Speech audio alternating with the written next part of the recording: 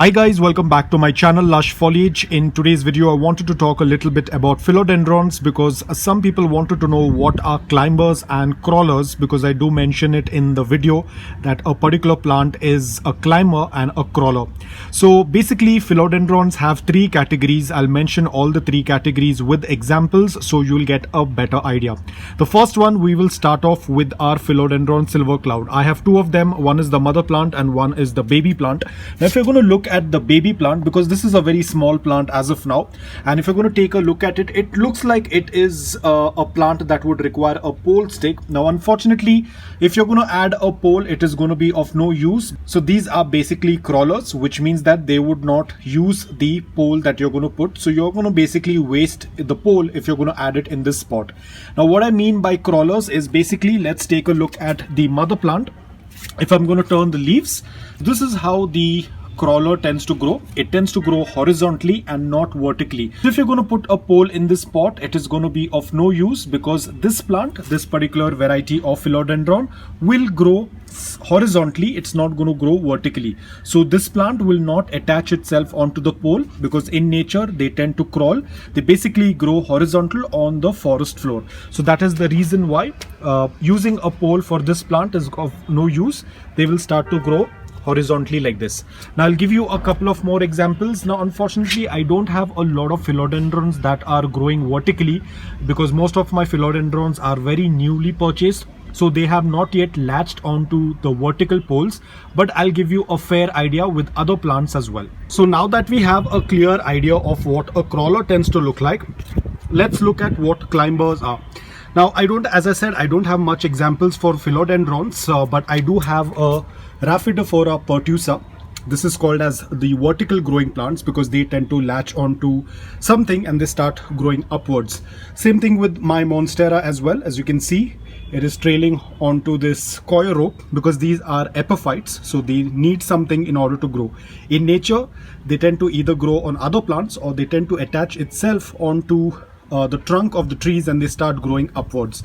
And as and when they start growing upwards, the leaves start to get larger and larger. Luckily, I have one philodendron. I'll put up the name on the screen.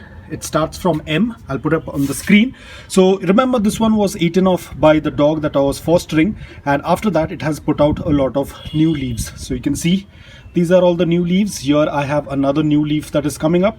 This is also a climber. You can see slowly and steadily it will start attaching those roots onto the pole and it will start growing vertically. So this is another category that is called as the climber. Now there is a third variety as well, which I will show it to you. Now the third variety is the Prince of Orange. Basically you have a lot of philodendrons like Prince of Orange, you have Macloni, you have some more of the varieties which I don't have right now.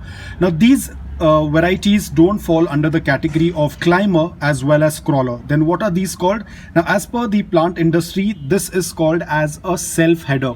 Meaning, even if you're going to use a pole, just like the crawlers, if you're going to use a pole for this, there is no purpose or there is no use of the pole because they will not attach itself onto the pole. These are not epiphytic plants. These are basically hybrids that tend to self-head. Basically, it will grow into a bunch and it is just going to stay as a bunch. It's neither going to crawl nor it is going to climb onto a pole or anything that you're going to offer it for support. It will grow more like a bush. I'll probably put up an image of a mature plant because mine is a very small one, but I'll put up an image so you can get a fair idea. So you can see on the screen, this is how the mature plant tends to look like. It is not going to crawl, it is not going to climb. It is called as a self-header. So this is how it tends to look. Now if you want to propagate a self-header, basically you have to do a root division. That is one of the method. I'm not very sure because there will be no nodes present on it, so you cannot do a node cutting, how usually you tend to do on a climber or on the crawler, because even the crawlers will also have nodes, because you have seen this video, I had done a propagation of this. So these are the nodes, so you can do the cutting on these nodes over here. There is an aerial root. So with this you can do a propagation of your crawler the same way how we do it for our climbing plants. But for these, they will not have nodes. They are going to be self-heading plants as you have seen in the image. So that is how the plant grows, and you have to do a root division in order to propagate a plant, like for example like our Philodendron Prince of Orange. So these are all the different varieties of philodendrons. They are basically categorized in three different forms. One is a crawler, one is a self-header, and the others are going to be climbers. Please don't go according to these two plants. These are different varieties. This is a philodendron. This too is just for an example, but this is how they tend to grow onto a pole. So guys, that's all about it. I hope that this video was helpful to you. If it was, please hit the like button. And if you're new to my channel, please consider subscribing to it. Until then, take care, stay safe, and keep propagating.